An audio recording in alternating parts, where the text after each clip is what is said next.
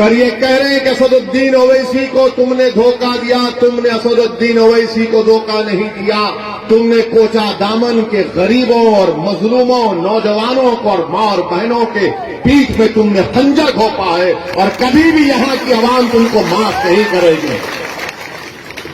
अगर हिम्मत है तो आज आओ, इस्तीफा दो, आज इस्तीफा दो। मैं इन चारों बेईमानों से कह रहा हूं, अगर तुम में हिम्मत है तो इस्तीफा दो। खुदा की कसम खाकर कह रहा हूं, तुम जब दोबारा चुनाव लड़ोगे इस्तीफा देकर, तुम्हारी जमानत नहीं बचेगी। है तुम में हिम्मत तो बोलो, नीतीश को आ जाओ, तेजस्वी को आओ, तुम्हारे लिए कैंपेन करो। ओवैसी अकेला खड़ेगा, इन सबको मगर इस्तीफा नहीं देंगे, इस्तेसाल करेंगे। इनमें हिम्मत नहीं है इस्तीफा देने की। अरे तुम नहीं जीते, मजलिस की मोहब्बत में अवाम ने वोट किया। तुम नहीं, तुम्हारी जात नहीं जीती, सीमांचल की लड़ाई के लिए अवाम ने वोट दिया। तुम्हारे बाप की वजह से तुम नहीं जीते, सीमांचल के गरीबों की वजह से तुमको कामयाबी मिली। ये समझ गए कि इनकी जात बहुत बड़ी है, इनफरादियत बहुत बड़ी है। अरे याद रखो, असदुद्दीन ओवैसी को अगर आज पहचान मिली तो अल्लाह के फजलो करम से, मजलिस इत्तेहादुल मुस्लिमीन की वजह से मिली। मैं मजलिस की वजह से हूं, अगर मजलिस नहीं मगर नहीं हूं तो मैं कुछ भी नहीं। तो इन लोगों ने समझ लिया कि हम बहुत बड़े हो गए। अरे तुम कभी बड़े नहीं हो सकते। तुमने कौम से गद्दारी की, सीमांचल से गद्दारी की, गरीबों से गद्दारी की। तुम छोटे थे और हमेशा छोटे रहोगे इंशाअल्लाह।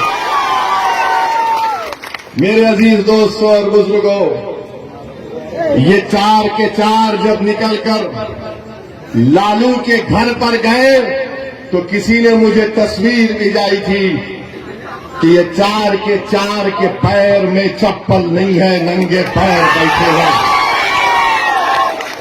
चार के पैरों में चप्पल नहीं है, नंगे पैर बैठे, और लालू उसकी औलाद के पैर में चप्पल है। ये तुम्हारी इज्जत है। अरे हम तो तुमको अपने कंधे पर बिठाया था। सीमांचल की जनता ने, सीमांचल की जनता ने तुमको अपनी आंखों का नूर बनाया था, अपनी पहचान बनाया था, मगर तुमको इज्जत रास नहीं आई। तुम चले गए, उसके पैरों में चले गए, तुम लालू के परिवार के।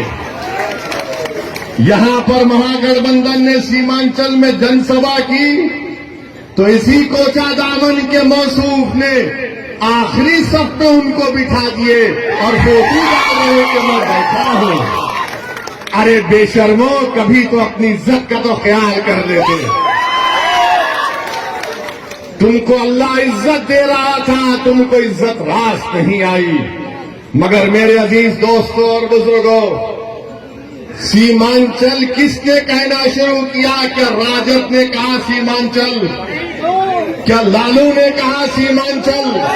क्या नीतीश ने कहा सीमांचल? क्या मोदी ने कहा सीमांचल? सीमांचल अगर किसी ने कहा तो मजलिस इत्तेहादुल मुस्लिमीन ने कहा।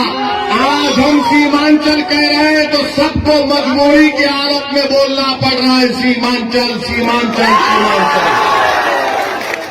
मैं आपसे वादा पहले भी किया था और आज भी कर रहा हूं, अगर सारी दुनिया मेरी खिलाफ हो जाए तब भी अकेला असदुद्दीन ओवैसी खड़े होकर सीमांचल की लड़ाई लड़ेगा। मैं दुनिया को खिलाफ करने को तैयार हूं।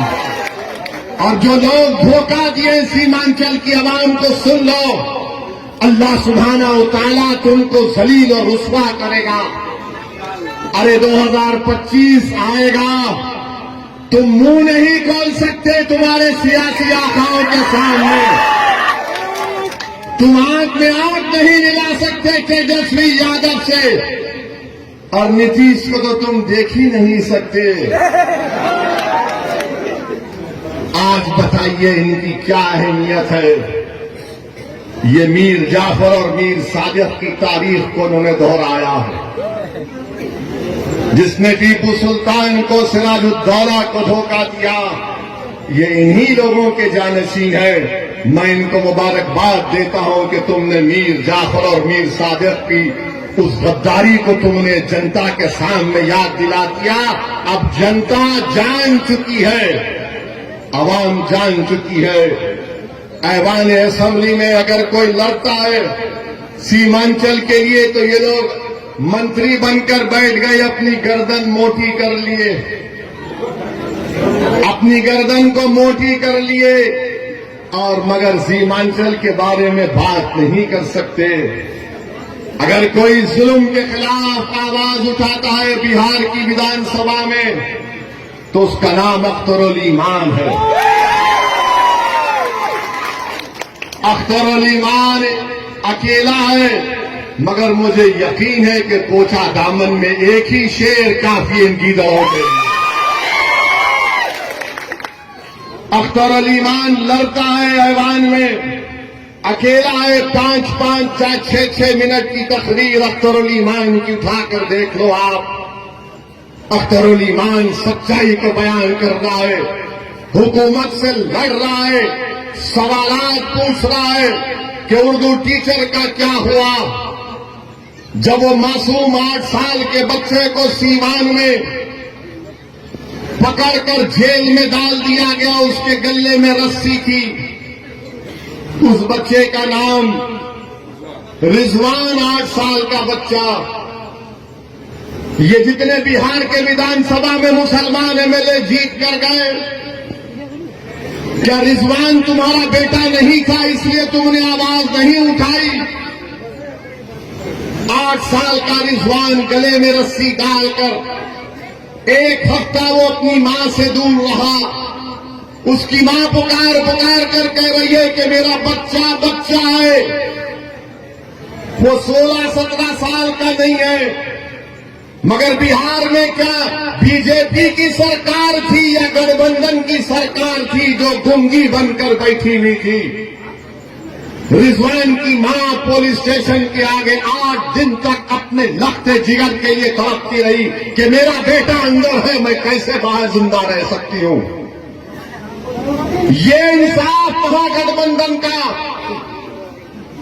8 दिन तक एक मां अपने 8 साल के बच्चे की को तड़पती रही। किसने रिजवान के खिलाफ आवाज उठाई? किसने रिजवान की तकलीफ को अपने बेटे की तकलीफ की तरह महसूस किया?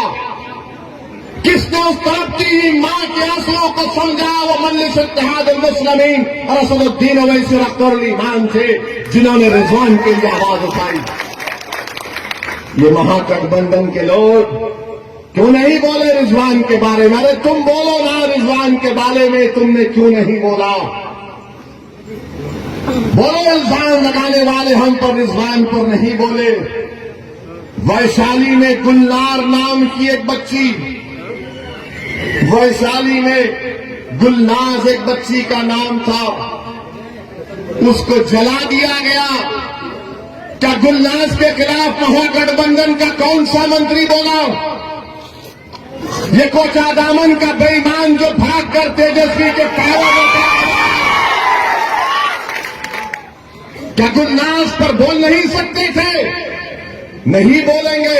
अख्तरुल ईमान वैशाली को गए, गुलनाज के बारे में बोला, ये कुछ नहीं बोल सके। फिर मॉब लिंचिंग हुई गाया में, छपरा में, समस्तीपुर में, ये नहीं बोल सकते। मॉब लिंचिंग हुई मुसलमानों की, ये नहीं बोल सकते।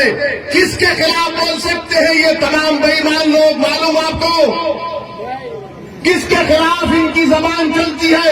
गुलनाज पर नहीं बोलेंगे, रिजवान पर नहीं बोलेंगे, बेगूसराय समस्तीपुर के मॉब लिंचिंग पर नहीं बोलेंगे। किसके खिलाफ बोलेंगे? ओवैसी के खिलाफ बोलेंगे। ये बी टीम है, वो फुला टीम है, ये उससे मिला हुआ है। अरे बेईमानों, तुम बुज़दिल हो, तुम मौत से डरने वाले हो, मैं मौत को अपनाने वाला हूं। तुम मेरे खिलाफ बोल सकते मगर तुम्हारी जबानें गूंगी क्यों पड़ गई? तुम रिजवान के बारे में नहीं बोले, गुलनाज के बारे में नहीं बोले, ये मॉब लिंचिंग के बारे में नहीं बोले, मगर इनकी जबान चलती है क्योंकि इनके जो सरों पर जो आका इनका बैठा है, इनका जो मालिक बैठा है, जो इनको पैसे देकर इनके ईमान को खरीद चुका है, जिनकी आंखों के सामने वो कठपुतली है, वो लगे बोलो इसी के ऊपर, फौरन बोलना शुरू कर